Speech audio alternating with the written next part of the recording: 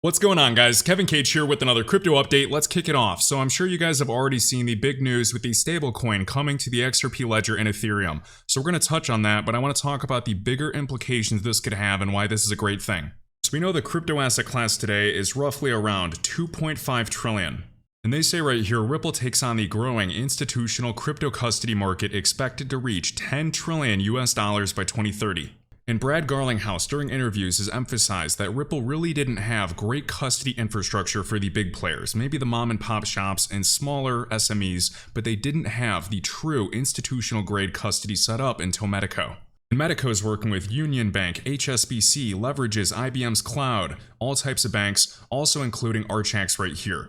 So Archax, we're familiar with what they're doing for tokenization and digital asset custody because Archax is working with Aberdeen, a fund manager with over 600 billion US dollars. And I believe a while back there were also transactions over Hedera transacting HBAR with Medico.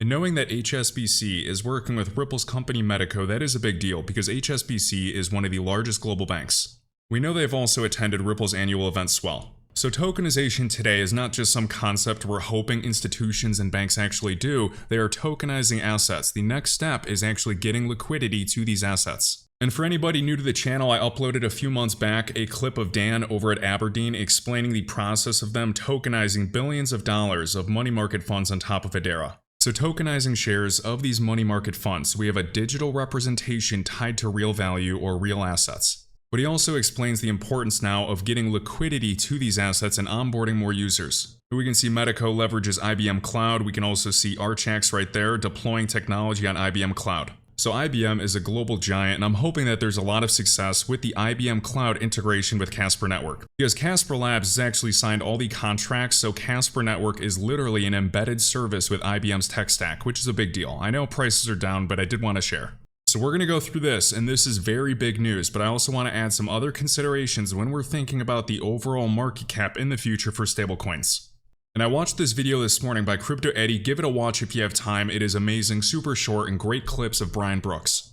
Tokenization of assets is largely misunderstood. It is much more than just fractionalized assets. It's much more than having some degree of transparency with an audit trail, along with funds that are actually backed and pegged one-to-one.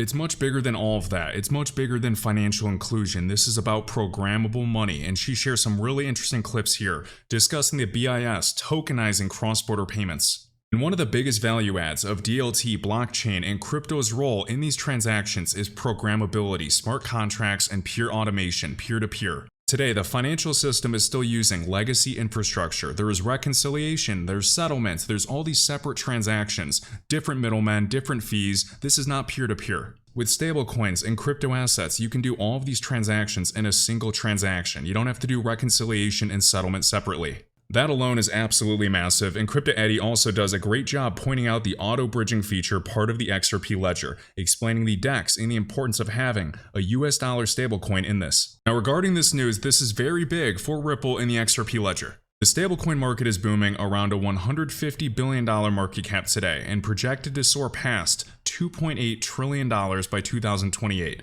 That is over an 18x from today. That's why later this year we're launching a stablecoin pegged one-to-one to the US dollar on the XRP ledger and Ethereum. Stablecoins are super important and they shouldn't be overlooked. They have their rightful place in this overall category with payment tokens, utility tokens, and security tokens, along with CBDCs. And yes, I hate CBDCs. I think that's just another method of control. So Ripple the company will have a stablecoin 100% backed by US dollar deposits, US government bonds, and cash equivalents. And we'll also get to see the transparency with monthly third-party reports. Having a stablecoin, bringing liquidity to the XRP ledger, being interoperable with Ethereum, one of the largest DeFi platforms and smart contract platforms today for institutions is big. For every crypto asset and every crypto network that we want to see succeed in the future, it is important to have these bridges so that water and the value can flow between them as needed, and interoperability is key because the future is going to be multi-chain. Now this number, $2.8 trillion by 2028 for stablecoins, is huge. The crypto asset class is at $2.5 trillion. Medico and Ripple estimate $10 trillion for the crypto custody market by 2030. So that's a factor of 4 or a 4x multiplier from the crypto asset class today, which is huge. When we look at the market cap today of stablecoins, $150 billion. They're projecting it to soar to 2.8 trillion by 2028. That is over an 18x in growth. Now I'm sure some people will say, psh, no way, but we have to think about this carefully. This is bigger than Tether, USDC, or Ripple stablecoin in US dollar. We have the euro and many other currencies that are going to be represented and backed in the future. That's something to consider because there's a lot of value. Of course, other exchanges like Binance and Gemini also have their own stablecoins. But another major consideration is just thinking of all the currencies in the foreign exchange market today. Japanese yen, Mexican peso, Canadian dollar, euro, Swiss franc, etc. It's also possible that other large companies like PayPal are going to be issuing their own stablecoins. So when we're thinking of global banks like JP Morgan, they've already tokenized and sent over $700 billion as tokenized US treasuries. Or other global fund managers like BlackRock, we already know they are tokenizing on top of Ethereum. They're finding problems and hiccups, but they're learning. So the fact that the BIS, the central bank of all central banks, and their other projects tokenizing cross-border payments as well, that's super interesting. So the way I view Web3 and all of us in Web3, 300 to 400 million users, expected to go to 1 billion, potentially billions in the future, while internet users today are over 5 billion. It basically feels like we're in the 90s and we're talking about the future of social media becoming a huge disruptor, mobile applications, the rise of e-commerce and Amazon, the automation and increase in efficiency that all of these giants that we know today, the FANG stocks and other Web2 companies brought.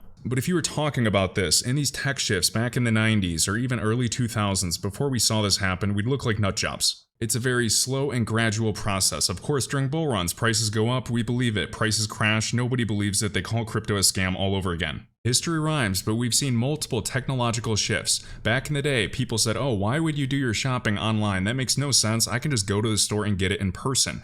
They didn't even comprehend the efficiency that it brought. We didn't understand cloud infrastructure or just cloud storage, and now today we have Netflix. Those same people said, oh, I don't need to actually stream music or stream a movie at home, I can go to Blockbuster. Or I can go buy that new CD and play it in my car. It's the same thing. They don't understand the value add of programmable value in smart contracts. There's so many exciting new use cases and new use cases that haven't even been developed. The crazy thing is that payments still haven't been solved. Apparently, we just like a bunch of middlemen. We like waiting a couple days for payment with the potential error rates. We like settling and reconciling in different transactions and just paying a bunch of fees. But the future of DLT should be obvious. We know where we want to go. The question is, how do we get there? How do we get transactions to be almost instant, near zero, transparent with an audit trail, but also a certain degree to protect your identity? So we know governments, banks, financial institutions, and other companies, Fortune 500s, are all looking at the crypto asset class and looking at use cases. As Aberdeen explained, they're a fund manager around 100 years old, so they are very slow and they have to be very careful in mitigating risk.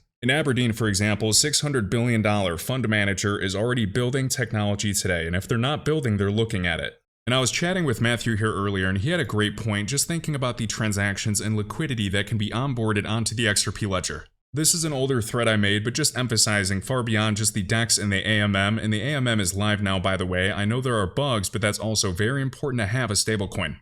But just thinking about the base reserve on the XRP ledger for every single account, the owner reserve, and all types of other features. And also the minimum transaction cost required for a standard transaction is 10 drops. And you can see the real-time burn rate on sites like XRP Scan to see the amount of XRP that has been permanently burned or removed from circulation. Now this is a very minuscule burn rate, primarily just to protect the network from spam.